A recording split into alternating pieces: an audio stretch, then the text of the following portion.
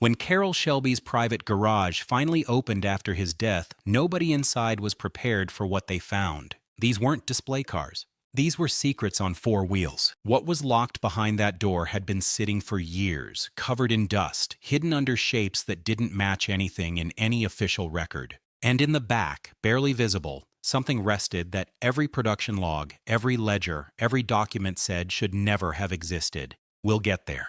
But first, you need to understand who Carroll Shelby actually was, because the man the world knew, the Texas chicken farmer turned Le Mans winner, turned American automotive legend, only told half the story. The other half lived behind closed doors, and that's exactly where we're going. Most people know the outline. Born in East Texas in 1923, Shelby raced with a nitroglycerin pill under his tongue because his heart was already giving out while he won races. He drove for Aston Martin, drove for Maserati, then stood on the podium at Le Mans in 1959 as the first American in decades to claim that victory, and the doctors told him to stop racing right after. Instead of stopping, he changed what he was doing and what Carroll Shelby built when nobody was watching. That's what this video is really about. The people closest to him always said Carroll operated at two speeds, what he showed you and what he was actually working on. Team members who stood on that shop floor in the early years, breathing aluminum shavings and race fuel, have said it plainly in the time since his death. Official projects ran on one track, and what some of them called the other projects ran on a completely separate one. Cars built for reasons that never reached any press release. Concepts developed far enough to become real hardware, with welded frames and running engines and bodies that had been fitted and argued over, then quietly pulled off the floor and put somewhere private. His drive for keeping certain vehicles close wasn't about secrecy for its own sake. Carroll Shelby loved cars the way some men love ideas, possessively, personally, and with no interest in sharing until he decided the moment was right.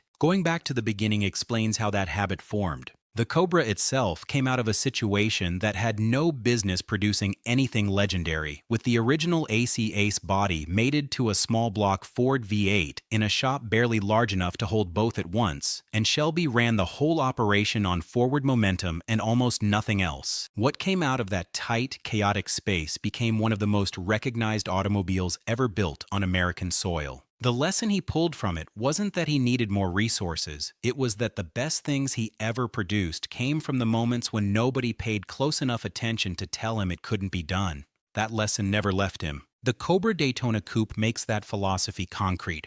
By 1963, the open-top Cobra dominated in a straight line, but got taken apart on high-speed circuits where aerodynamics actually mattered, and Ferrari was beating Shelby where it counted most. So he handed the problem to a young designer named Pete Brock, gave him almost no money and almost no time, and the kind of creative freedom that only exists when the person in charge either trusts you completely or simply has no better option. Brock designed the coupe body almost entirely on instinct. No wind tunnel, no computer modeling, just tape and cardboard, and an understanding of airflow drawn from studying aircraft design, built in secret, worked on in the margins of the official schedule.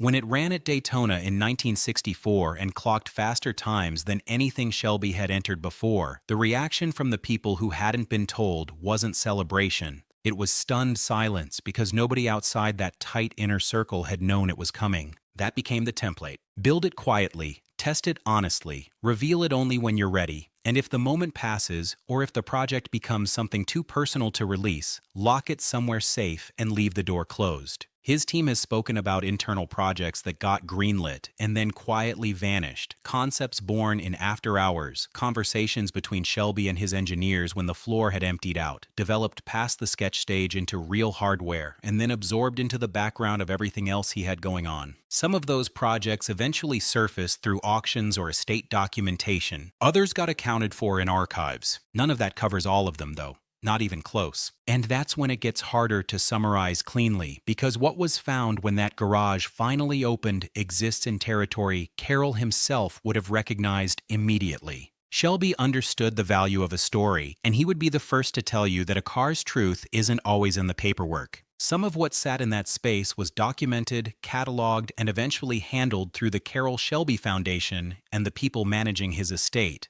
But some of what was there belonged to a category that resists the normal taxonomy of classic American muscle cars. These weren't barn finds in the traditional sense, not forgotten and not lost. They were held back deliberately, and the gap between a car that was lost and a car that was kept is not a small one. The prototype cars found in his private collection included vehicles in various states of completion that had never appeared in any official Shelby American catalog.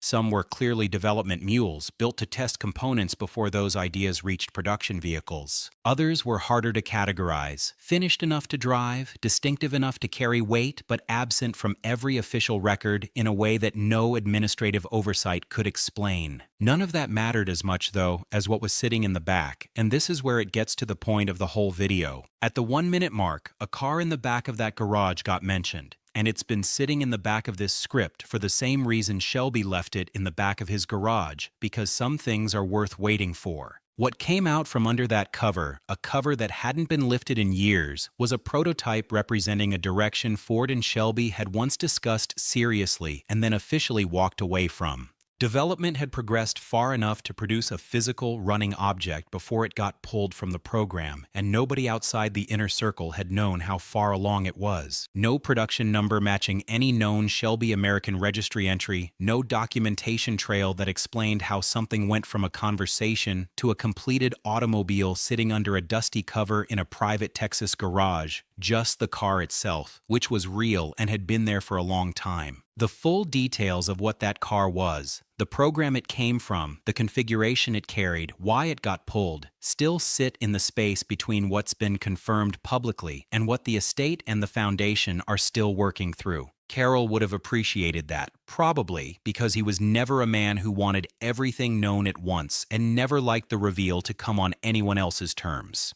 The problem is, he's no longer here to set those terms, which means what he left behind is doing it for him now, on its own schedule, in its own time. What stays with you, sitting with all of it, is that Shelby didn't build cars to be remembered. He built them because he couldn't stop, because the same instinct that put him in a motorsport cockpit with a failing heart and a prayer, the instinct that said push harder and find the limit and then go past it, never went quiet when the racing stopped. It moved into the shop and into the private space where ideas too strange or too early or too personal to show anyone could exist without judgment, without needing to be explained to Ford or justified to anyone else. Most men leave behind memories. Carroll Shelby left behind engines, and somewhere in that collection, maybe the car we just talked about, maybe one that hasn't surfaced yet, there's still a vehicle that hasn't been fully accounted for, built by a man who understood that the most important things are always the ones you keep closest, that the real legacy isn't what you put on display, but what you choose to protect. And if Carroll Shelby chose to protect it, you can be certain it earned that.